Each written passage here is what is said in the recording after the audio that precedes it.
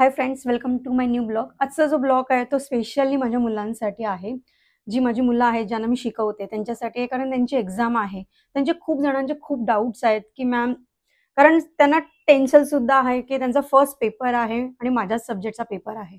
So त्यांना कळत नाही की काय प्रिपरेशन कसं केलं पाहिजे. तर आज हा जो व्हिडिओ आहे हा खास मी तुमच्यासाठी रेकॉर्ड केलाय. खूप जणांचे WhatsAppवरती मेसेज पण आहेत. सगळे मी रीड केले मेसेज आणि सगळ्याचे आन्सर मी तुम्हाला इथे देणार आहे. ठीक आहे, या व्हिडिओमध्ये. तर शेवटपर्यंत हा व्हिडिओ बघा. तुम्हाला खूप यूज होईल तुमच्या एक्झामसाठी. तर टोटल 6 मॉड्यूल आहेत. तर 6 पैकी सगळेच मॉड्यूल आपल्याला करायचे आहेत. एक पण मॉड्यूल ऑप्शनला ठेवायचा नाहीये. जसं की आता फर्स्ट मॉड्यूल बघितलं आपण, फर्स्ट मॉड्यूलची असाइनमेंट पण कंप्लीट केलेलं. फर्स्ट मॉड्यूलमध्ये 2च क्वेश्चन इम्पोर्टंट आहेत आणि ते 2च क्वेश्चन येतात. एक येतो तो म्हणजे different between system software and application software, किंवा हा पण क्वेश्चन येतो what is a system programming and list some system program and write their function. ठीक आहे, तर हे 2च क्वेश्चन आहेत मॉड्यूल 1 मध्ये. ते दोन्ही करून जा. एक पण त्याच्यातलं असं मिस करू नका की हा करायचा नाही तो नाही. ते दोघांपैकी एक क्वेश्चन तर कंपल्सरी क्वेश्चन नंबर 1 मध्ये येतो. सेकंड जो मॉड्यूल आहे एसएमएलआर, तो तर खूपच. आता सेकंड जो मॉड्यूल आहे एसएमएलआर, त्याच्यावरती तर खूप सारे इम्पॉर्टंट क्वेश्चन विचारले जातात आणि फ्लोचार्ट जो आहे हा सेकंड मॉड्यूलवरती आराममध्ये एक क्वेश्चन तर असतोच फ्लोचार्टचा. सो आता 2 पास पण असू शकतो किंवा सिंगल पास असेंबलर याच्यावर सुद्धा फ्लोचार्ट विचारला जाऊ शकतो. आता मुलांचा हा क्वेश्चन होता. मला खूप जणांचे WhatsAppमध्ये हेच मेसेज होते की मॅम, जर 2 पास असेंबलर विचारला तर कुठला फ्लोचार्ट ड्रॉ करायचा. तुम्हाला माहीतच असेल, आपण जेव्हा एसएमएलआर शिकलो तेव्हा 2 पास असेंबलर म्हणजे 2 पार्टमध्ये डिव्हाईड केलाय. पास 1 आणि पास 2 मध्ये डिव्हाईड केलंय. सो पास 1 काय करतं, पास 1 इंटरमिडिएट कोड जनरेट करतं आणि पास 2चं काय काम होतं की इंटरमिडिएट कोडला इनपुट घेऊन तो मशीन कोडमध्ये जनरेट करतं. ठीक आहे, सो आपण पास 1चा डायग्राम खूप चांगल्या प्रकारे क्लासमध्ये केलेला. पास 1चा फ्लोचार्ट तुम्हाला आठवत असेल तर तोच डायग्राम ड्रॉ करायचा आहे. इंटरमिडिएट कोड पूर्णपर्यंत एंडपर्यंत तिथपर्यंत ड्रॉ करायचा आहे. त्याच्यानंतर आता पास 2चा विचारलाय फ्लोचार्ट, तर तुम्ही काय करायचं, पास 2 मध्ये काय चेंज होतो, एकच चेंज होतो, एकच ब्लॉक ऍड करायचा तुम्हाला की इंटरमिडिएट कोड जो आहे तो कन्वर्ट होतो मशीन कोडमध्ये. तर एक ब्लॉक फक्त तिथे एंडला लावायचा आहे आणि त्या ब्लॉकचं जे कनेक्शन आहे, एरो आहे, तो एंड जिथे आपण करणार तिथे कनेक्ट करायचा आहे. म्हणजे एकच ब्लॉक तुम्हाला ऍड करायचा आहे 2 पास असेंबलर मध्ये. पास 1 विचारला तर काहीच प्रॉब्लेम नाही. जो आपण केला आहे पीपीडी मध्ये आहे तोच तुम्हाला ड्रॉ करायचा आहे. पण 2 पास विचारल्यावर सिमिलर ब्लॉक डायग्राम आहे. खूप जणांचा हाच डाऊट होता की मॅम 2 पास मध्ये काय, तर तोच डायग्राम काढा, फक्त एक ब्लॉक त्याच्यामध्ये ऍड करा, तो असेल मशीन कोड. कारण 2 pass assembler machine code generate करतं. ठीक आहे, तर हा जो डाऊट आहे मला असं वाटतं तो क्लिअर झाला असेल सगळ्यांचाच. आता नेक्स्ट क्वेश्चन येतो फॉरवर्ड रेफरन्स प्रॉब्लेम. तर डिस्कस विथ एक्झाम्पल विचारले, तर लक्षात ठेवा इथे फॉरवर्ड रेफरन्स जो प्रॉब्लेम आहे तो पूर्ण तुम्हाला एक्सप्लेन करायचा आहे. 3-4 लाईन ऍटलीस्ट एक्सप्लेन करायचा आणि विथ एक्झाम्पल विचारले तर तुम्हाला एक असेंब्ली लँग्वेजचं एक एक्झाम्पल घ्यायचं आहे आणि तो एक्झाम्पल प्रमाणे तुम्हाला ते शॉर्ट दाखवायचं आहे की कसं फॉरवर्ड रेफरन्स प्रॉब्लेम तिथे क्रिएट झाला. ठीक आहे, तो हा एक क्वेश्चन आहे फॉरवर्ड रेफरन्स प्रॉब्लेमचा. याच्यावरती 5 मार्क्सचा डेफिनेशन येतच आतापर्यंतचे मी जे पेपर बघितले. ठीक आहे, next question, state and explain with example different types of statement use in assembler with respect to system programming. आता ह्या क्वेश्चनचं आन्सर तर तुम्हाला सगळं पीपीडीज मध्येच मिळेल, कारण मी प्रॉपर वे मध्ये किती टाइप्स आहेत स्टेटमेंटचे एसएमएलरचे ते पूर्ण त्या पीपीडीज मध्ये मिळेल. आता तुम्हाला जर आठवत नसेल तर मी तुम्हाला सांगतेच कुठले निमोनिक ऑपरेशन कोड होता आणि सिम्बॉलिक ऑपरंट अँड डेटा डिक्लेरेशन, हे एलिमेंट्स आहेत असेंबली लँग्वेज प्रोग्रामचे. तर त्याचं आन्सर तुम्हाला हे लिहायचंय. ठीक आहे, जे पीपीडी मध्ये आपल्या आहे. आणि त्याच्यानंतर ट्राय करा की विथ एक्झाम्पल विचारल्यावर ती एक्झाम्पल देण्याचा प्रयत्न करा, कारण एक्झाम्पलला मार्क्स असतात. ठीक आहे, नेक्स्ट असा क्वेश्चन आहे की different between the single pass assembler and 2 pass assembler. ठीक आहे, हा डिफरंट बिटवीन जर आलाय तर तुम्हाला ऍटलीस्ट 10 मार्क्ससाठी विचारल्यावरती तुम्हाला ऍटलीस्ट 10 पॉईंट याचे रेडी करायचे आहेत. Single pass assembler and 2 pass assembler try करा की छोटा डायग्राम ग्राफिकल मध्ये पण दाखवण्याचा प्रयत्न करा. डायग्राम त्याला चांगला 1 मार्क्स तुम्हाला मिळू शकतो इथे डिफरंट बिटवीनच्या एक पॉइंटला. ठीक आहे, आणि जर 5 मार्कला विचारलं तर ॲटलीस्ट 6 पॉइंट तुम्ही रेडी करा. सिंगल पास असेंबलर काय असतं आणि 2 पास असेंबलर काय असतं. आता तुम्हाला डेटा स्ट्रक्चर तर माहिती आहे, की 2 पास असेंबलरमध्ये किती डेटा स्ट्रक्चर असतात आणि सिंगल पास असेंबलरमध्ये कुठलं डेटा स्ट्रक्चर वाढलं. तर मला आठवत असेल तर सिंगल पास असेंबलरमध्ये आपण TII म्हणून एक इन्स्ट्रक्शन ती ॲड झाली. ती 2 पासमध्ये नव्हती. ठीक आहे. तर हे जे आहे डिफरन्स बिटवीन सिंगल पास आणि तो पण करून जा प्रॉपर वेमध्ये. कारण हा असा वेगळा क्वेश्चन पण येतो, की what is mean by the single pass assembler किंवा draw the flowchart of the single pass assembler. आता सिंगल पासचा असेंबलरचा फ्लोचार्ट विचारला तर तो फ्लोचार्ट आहे आपल्या PPTजमध्ये. तोच ॲक्चुअली फ्लोचार्ट म्हणजे काय, तुम्हाला डेटा स्ट्रक्चर दाखवायचे आहेत. किती डेटा स्ट्रक्चर आहेत ते टोटल तुम्हाला डेटा स्ट्रक्चर दाखवायचे आहेत फ्लोचार्टमध्ये. कसा फ्लो होणार तुमचा डेटा.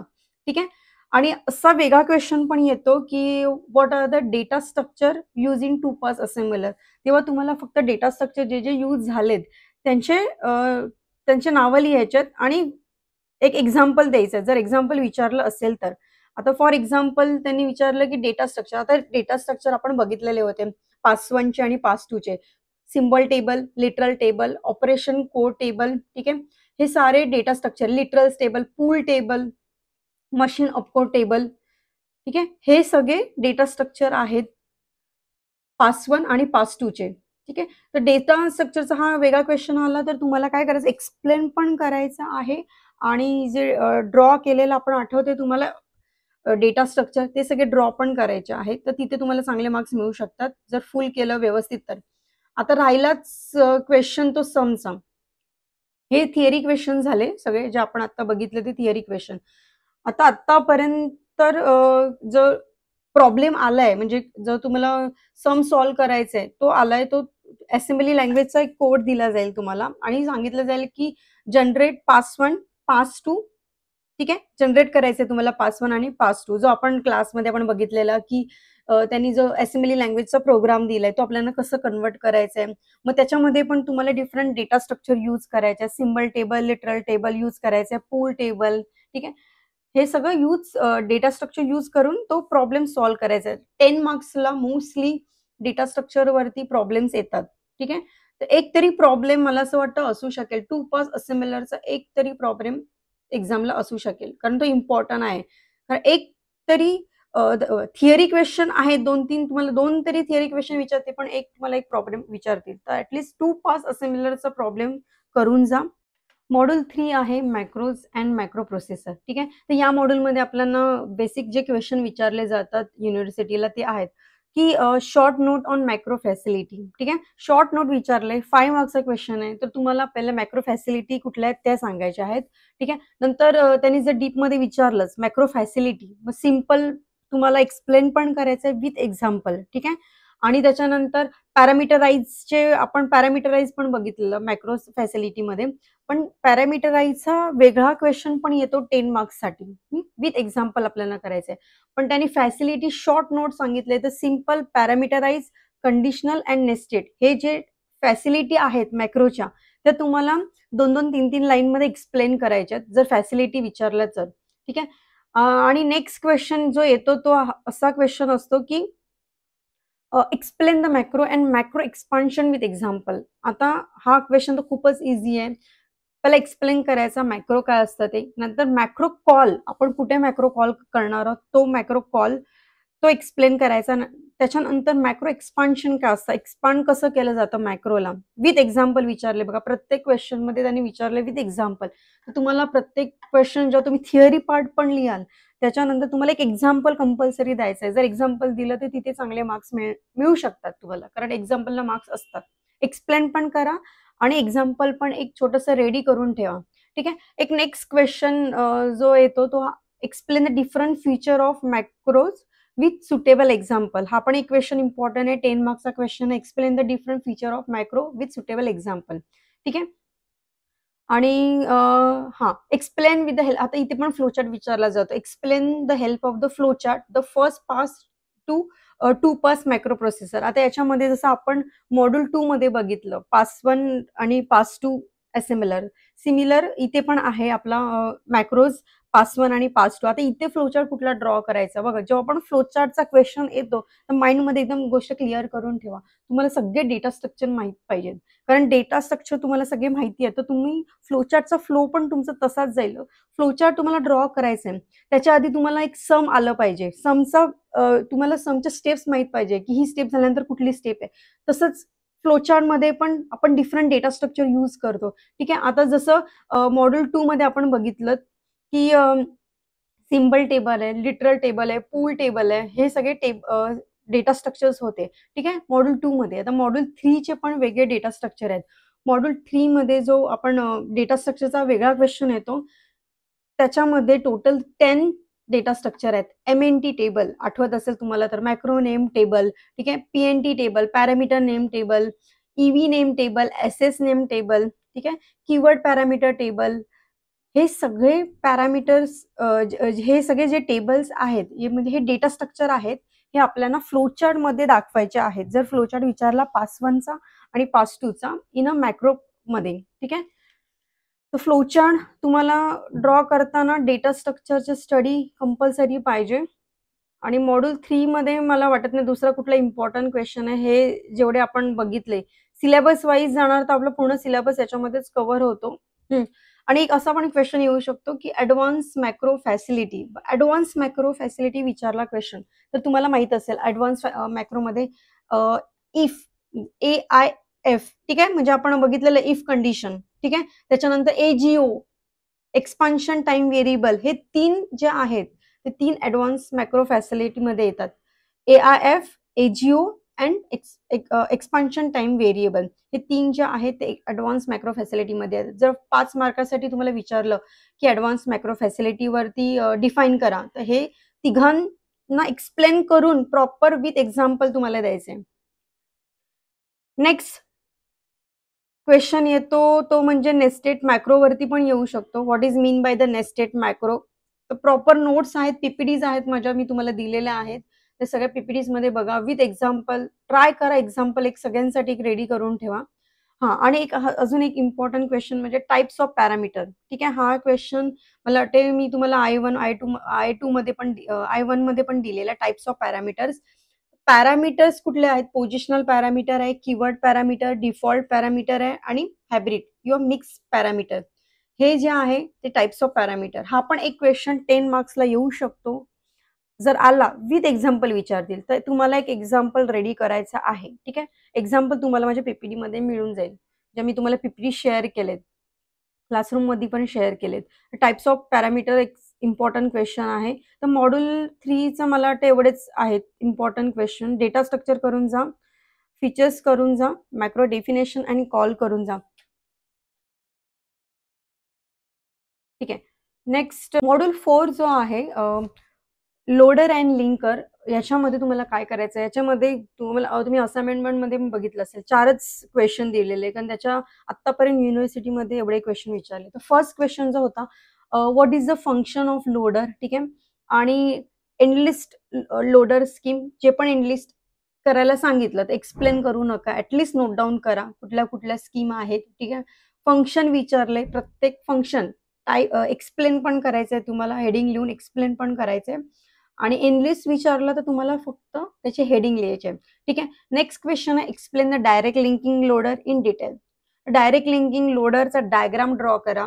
ठीक आहे, आणि पूर्ण एक्सप्लेन करा डिटेलमध्ये, कारण हा 10 मार्क्ससाठी क्वेश्चन येतो. ठीक आहे, डायग्राम कंपल्सरी आहे, जिथे विचारला आहे तिथे डायग्राम ड्रॉ करा. नेक्स्ट क्वेश्चन होतो explain the absolute loader and state advantage and disadvantage of the absolute loader. ठीक आहे, तर एब्सोल्यूट लोडरचा डायग्राम पण आहे, तो डायग्राम ड्रॉ करायचा प्रॉपर आणि एक्सप्लेन करा. आणि त्याच्यानंतर किती ऍडव्हान्टेज, तर ऍडव्हान्टेज आणि डिसएडव्हान्टेज ऍटलीस्ट तुम्हाला 3 ऍडव्हान्टेज आणि डिसएडव्हान्टेज तुमच्याकडे रेडी पाहिजेत. 10 मार्क्ससाठी क्वेश्चन विचारलाय, डायग्रामला मार्क्स असतात, तुम्ही एक्सप्लेन कराल त्याला मार्क्स असतात, आणि ऍडव्हान्टेज डिसएडव्हान्टेजसाठी खाली वेगळे मार्क्स असतात. आणि त्यांनी तिथे क्वेश्चन मध्येच त्यांनी दिलंय की ऍडव्हान्टेज आणि डिसएडव्हान्टेज. तर तुम्हाला त्याचे ऍटलीस्ट 4 पॉईंट, 3 नाही 4 पॉईंट रेडी करा, कारण 10 मार्क्ससाठी आहे. ठीक आहे, नेक्स्ट क्वेश्चन येऊ शकतो मॉड्यूल 4 वरती different between dynamic loader and dynamic linking याचे डिफरंट बिटवीनचे सगळे पॉईंट्स मी तुम्हाला PPTs मध्ये शेअर केले, ते एकदा बघून घ्या. हे चारही क्वेश्चन असाइनमेंटचे चारही क्वेश्चन करून जा, कारण याच्यातले 1-2 क्वेश्चन तर नक्कीच येतील एक्झामला युनिव्हर्सिटीला, कारण हे बोर्डाचेच क्वेश्चन आहेत, जे आतापर्यंत जे युनिव्हर्सिटीचे पेपर झाले त्या पेपरमधलेच क्वेश्चन आहेत. ठीक आहे. आणि नेक्स्ट मॉड्यूल आहे 5th मॉड्यूल, सगळ्यात important module 5th module. Module 5th compiler आहे. तर मॉड्यूल 5th आणि 6th दोन्ही कंपायलर्स आहेत, तुम्ही बघितलं. पण जो 5th मॉड्यूल आहे तो अनालिसिस फेज आहे आणि मॉड्यूल 6 जो कंपायलर आहे तो सिंथेसिस फेज आहे. ठीक आहे. सो अनालिसिस फेजमध्ये तीन फेजेस आपण बघितले, lexical analysis phase, syntax analysis phase and semantic analysis phase. आता मोस्टली जे क्वेश्चन येतात ते सगळे सिंटॅक्स अनालिसिस वरती असतात.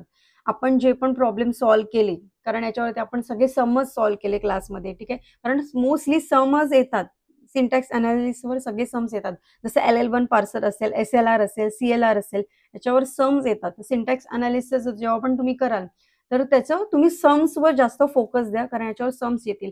आणि फर्स्ट जो आहे लेक्झिकल अनालिसिस, याच्यावरती तुम्हाला एखाद थिअरी क्वेश्चन विचारू शकतात, किंवा एक what is mean by the lexical analysis, एक तो क्वेश्चन येऊ शकतो. आणि जो थर्ड त्याचा टाईप आहे सिमॅन्टिक अनालिसिस, याच्यावरती तुम्हाला शॉर्ट नोट येते सिमॅन्टिक अनालिसिसवरती. ठीक आहे. मॉड्यूल 5 जो आहे कंपायलर, हा अनालिसिस फेज आहे. अनालिसिस फेजमध्ये टोटल किती फेज आहेत? टोटल 6 फेज आहेत. ठीक आहे. तर अनालिसिस फेजमध्ये म्हणजे 5th मॉड्यूलमध्ये 3 फेजेस आहेत. कुठले? Lexical analysis phase, syntax analysis phase and semantic analysis phase. ठीक आहे. सो जो महत्वाचा आहे सिंटॅक्स अनालिसिस, याच्यावरती तुम्ही जितके आपण प्रॉब्लेम केलेले, जसं आपण केलेलं ना टॉप डाऊन अँड बॉटम अपचे पार्सर, ते सगळे पार्सर जे आपण केलेले क्लासमध्ये, LL1 पार्सर, CLR, हे करून जा, याच्यावरती सम येतील. आणि बॉटम अप पार्सरमध्ये सर्वात इम्पॉर्टंट आहे ऑपरेट अँड प्रेसिडेंट पार्सर. खूप इझी आहे. ठीक आहे. तुम्हाला त्याच्या नोट्स पण आहेत, तुम्हाला PPTs मध्ये नोट्स पण भेटतील, SLR काय असतं. ठीक आहे. त्याच्यानंतर सिमॅन्टिक वरती शॉर्ट नोट येते, ती एक करून जायचंय तुम्हाला. तर 5th बिलकुल ऑप्शनला नाही ठेवायचा. असाइनमेंटमध्ये आपण टोटल मला वाटते 10 क्वेश्चन कव्हर केलेले. 10चे 10 क्वेश्चन तुम्ही करून जा. आणि एक क्वेश्चन आहे जो येतो नेहमी हमेशा सगळ्या पेपरमध्ये असतो, phases of compiler. Phases of compiler question आला की सगळ्यात पहिला डायग्राम ड्रॉ करायचा, आणि तो डायग्राम तुम्हाला माहितच आहे सगळ्या फेजेसचा, म्हणजे टोटल 6 फेजेस होत्या. त्या 6 फेजेस, ठीक आहे, फेजेसचा सिक्वेन्स चेंज नाही झाला पाहिजे. त्या फेजेसचा सिक्वेन्स चेंज झाला की तुमचं तिथेच डायग्राम रॉंग होऊन जाणार. तर फेजेस ऑफ कंपायलर सगळ्या प्रॉपर वे मध्ये त्या फेजेस ड्रॉ करायच्या. ठीक आहे. आणि लेफ्ट अँड राईट साईडला एक सिम्बल टेबल आणि एक एरर डिक्टेशन म्हणून एक ब्लॉक ड्रॉ करायचा त्या डायग्राम मध्ये, विसरू नका. ठीक आहे. आणि फेजेस ऑफ कंपायलरचा डायग्राम ड्रॉ केल्यानंतर प्रत्येक फेज 2-2 लाईनची एक्सप्लेन करायची आहे. कारण जास्त नाही का करायची, कारण विथ एक्झाम्पल विचारलं, आपल्याला एक्झाम्पल पण रेडी करायचे. जर त्यांनी एक्झाम्पल दिलं नसेल तर तुम्ही स्वतःहून एक्झाम्पल घेऊन एक्झाम्पल सॉल्व्ह करा. ठीक आहे. आणि मग तो एक क्वेश्चन आहे खूप इम्पॉर्टंट. आणि सिंथेसिस सेकंड मध्ये तर तुम्हाला ते लोक सम्स देतील, ते सम्स तुम्हाला सॉल्व्ह करायचे. आता मॉड्यूल 6 लास्ट मॉड्यूल आहे, तो कंपायलर सिंथेसिस फेजचा आहे. ठीक आहे. त्याच्यामध्ये उरलेले 3 फेजेस येतात.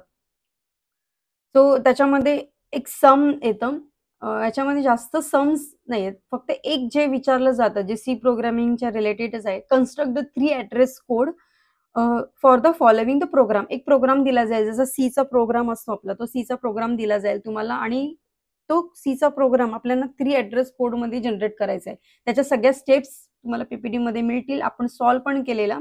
ठीक आहे. आणि एक नेक्स्ट क्वेश्चन येतो, what are the different way to representing the intermediate code.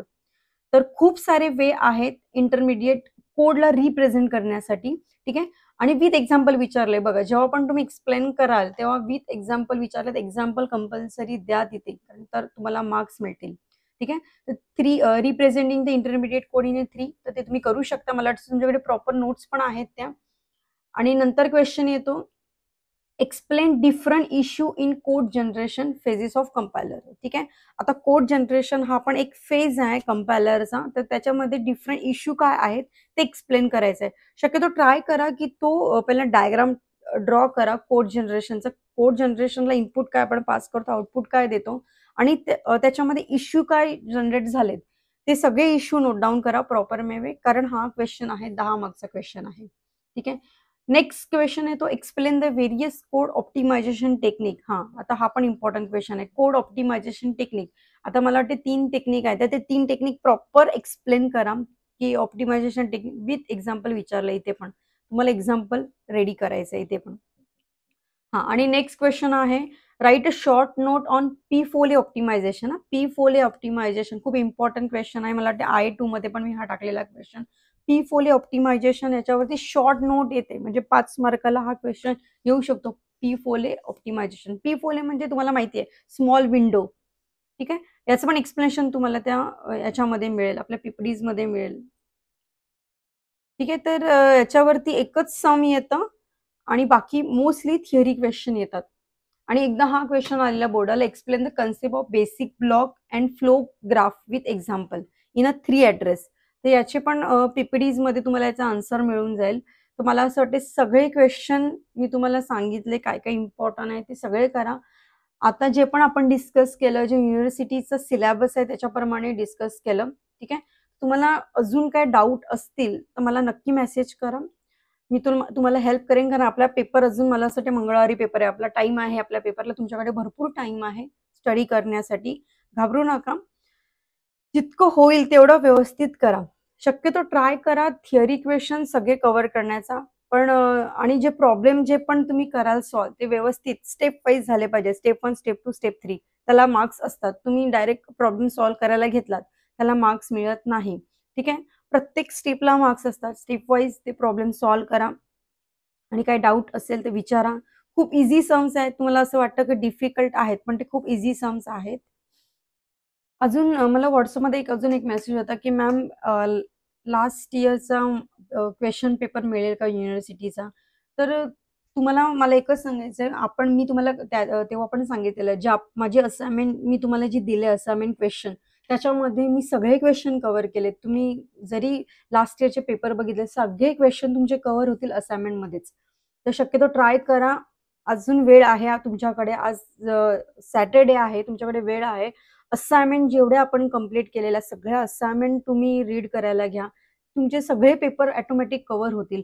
आणि तरी पण तुम्हाला पेपर पाहिजे असेल युनिव्हर्सिटीचे तर तुम्हाला मी मेल करते. तुमच्या मेल ID वरती तुम्हाला सगळे पेपर मेल करते. ठीक आहे. तर तिथून तुम्ही बघू शकता. पण तुम्ही असाइनमेंट केली तर मला वाटत नाही की तुम्हाला युनिव्हर्सिटीचे पेपर बघण्याची गरज आहे, कारण मी तेच क्वेश्चन आपल्या असाइनमेंटमध्ये दिलेत. अजून काय डाऊट असेल तर मला नक्की मेसेज करा. मी तुम्हाला त्याचं उत्तर नक्की देईन. ठीक आहे. तर इथेच मी माझा ब्लॉग आणि तुमचे डाऊट सॉल्व करते, कारण खूप जणांचे मला मेसेज होते की मॅम याचं आन्सर काय त्याचं. तर मी प्रत्येकाला आन्सर देण्यापेक्षा मी विचार केला की एक छोटासा व्हिडिओ बनवते आणि तुम्हाला शेअर करते, म्हणजे तुमचे सगळे प्रॉब्लेम डाऊट जे पण असतील ते क्लिअर होतील. काही नाही, पेपर आहे, टेन्शन घेऊ नका. अजून मला एक क्वेरी होती मुलांकडूनच आलेली की मॅम सम्स टॉप डाऊन पार्सरवरती विचारतील की बॉटम अप पार्सरवरती विचारतील. आता बघा, पार्सरचे 2 टाईप आहेत, top down and bottom up. तर एक गोष्ट लक्षात ठेवा, टॉप डाऊनचे किती टाइप्स आहेत? 2 टाइप्स आहेत. रिकर्सिव्ह डिसेंट पार्सर आहे, LL1 आहे. ठीक आहे. तर या दोघांपैकी एक क्वेश्चन फिक्स आहे 10 मार्क्सला. ठीक आहे. एक रिकर्सिव्ह डिसेंट पार्सर येऊ शकतो किंवा LL1, पण मोस्टली तुम्ही आतापर्यंत बघितलं युनिव्हर्सिटी पेपरमध्ये LL1 वरती 10 मार्क्सचा क्वेश्चन विचारलाय. तर टॉप डाऊन मध्ये तुम्हाला LL1 करायचं आहे व्यवस्थित. आणि बॉटम अप पार्सर जो आहे त्याच्यामध्ये एक ऑपरेटर प्रिसिडंट पार्सर आहे आणि नंतर जे आहेत LR आहे, SLR आहे, LLR आहे, CLR. आता याच्यामध्ये पण हे 2 क्वेश्चन आहेत, ऑपरेटर प्रिसिडंट पार्सर आणि LR चे वेगळे डिफरंट टाइप्स आहेत. तर ऑपरेटर आला प्रिसिडंट पार्सर, तर LR SLR वगैरे हे काही विचारलं जाणार नाही. त्याच्यातलं जर LR विचारला, LR 0 किंवा SLR आतापर्यंत आलाय तर SLR आलाय. ठीक आहे. आणि ऑपरेटर प्रिसिडन्स पार्सर आलाय. तर मला असं वाटतं हे दोन्ही तुम्ही करून जा, कारण दोघांचे क्वेश्चन युनिव्हर्सिटी पेपरमध्ये असतात. तर हे दोन्ही क्वेश्चन तुम्ही करून जा, हे ऑप्शनला ठेवूच नका. आणि एक क्वेश्चन येतो different between top down parsing and bottom up parsing. हा डिफरंट बिटवीन तो खूप इझी आहे तो तर बिलकुल ऑप्शनला ठेवायचा नाही, तो करूनच जायचा आहे. ठीक आहे. आणि नेक्स्ट जे पण तुम्ही सम सॉल्व्ह कराल, ज्या सम्समध्ये तुम्हाला विचारलंय स्टेप वाईजच करायचं. स्टेप 1, स्टेप 2 जे पण स्टेप्स असतील. आता फर्स्ट स्टेप नेहमी असते check all the grammar, all the condition की ते त्या ग्रामरमध्ये बसते की नाही. ठीक आहे. Second, calculate the first and follow. First and follow फाइंड करताना घाई करू नका. व्यवस्थित करा फर्स्ट अँड फॉलो. तुम्हाला रूल्स माहीत असतील तर तुमचं ते तिथे काही मिस्टेक होणार नाही. ठीक आहे. टर्मिनल कुठले, नॉन टर्मिनल कुठले हे तुम्हाला माहीत पाहिजे. ठीक आहे. नेक्स्ट आहे तुम्हाला टेबल तयार करायचं आहे. ठीक आहे. तर हे सगळे जे आहेत. सो स्टुडंट्स, मला वाटते बऱ्यापैकी तुमचे डाऊट क्लिअर झालेत. पेपर कसाही असू दे, टफ असो, इझी असो, काही असू दे, पेपर आला तुमच्या जवळ, तुम्हाला माहिती आहे 80 मार्क्सचा पेपर आहे. ठीक आहे. आणि किती क्वेश्चन सॉल्व्ह करायचे हे तुम्हाला माहिती आहे. तुम्हाला माहिती आहे की आता त्याच्यातले सगळेच क्वेश्चन सॉल्व्ह करायचे नसतात. तुम्हाला तिथे ऑप्शन असतात. तर तुम्हाला जो क्वेश्चन परफेक्ट येतो, याचा आन्सर तुम्ही लिहू शकता, तिथे तुम्हाला चांगले मार्क्स मिळू शकतात, असाच क्वेश्चन चॉईस करा आणि व्यवस्थित लिहा. डायग्राम ड्रॉ करा. जिथे डायग्राम विचारला तिथे डायग्राम ड्रॉ करा. प्रॉपर वेने एक्सप्लेन करा. ठीक आहे. जो डायग्राममध्ये तुम्ही डायग्राम ड्रॉ केलाय त्याला नेमिंग प्रॉपर करा आणि एक्सप्लेन करा आणि विथ एक्झाम्पल विचारले तर नक्की एक्झाम्पल द्या. त्याला मार्क्स एक्स्ट्रा मिळून जातात. ठीक आहे. तर पेपर टफ असला तरी सॉल्व्ह करण्याचा प्रयत्न करा. आठवा की त्याच्या रिलेटेड काय तुम्हाला लिहायचं आहे, जो पण टॉपिक आहे त्याच्या रिलेटेड काय लिहिता येईल, पण पेपर ब्लँक ठेवू नका. पेपर ब्लँक असेल तर बिलकुल एक्झामिनर जो पण असतो चेक करणारा तो मार्क्स देऊ शकत नाही ब्लँक पेपरला. तर ऍटलिस्ट तुम्ही तुमचं दाखवा की हा मी लिहिणार, मला लिहायचा आहे पेपर.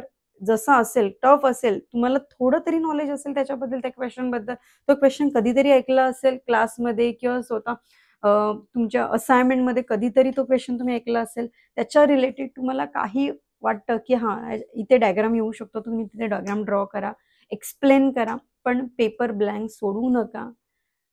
जितका होईल 80 मार्क्सचा पेपर आहे तर कव्हर करा. ॲटलीस्ट 70-75 मार्क्सचा पेपर पूर्ण कव्हर करा. 3 अवर्स मिळतात. 3 अवर्समध्ये इझिली पेपर कव्हर होतो. तो करा व्यवस्थित आणि मला माहिती आहे तुम्ही कराल व्यवस्थित. तर आजचा जो व्हिडिओ आहे हा मी तुमच्यासाठी शूट केलेला. तर इथे मी एंड करते माझा व्हिडिओ. ठीक आहे. काही डाऊट असेल तर मला नक्की विचारा. थँक्यू. बाय.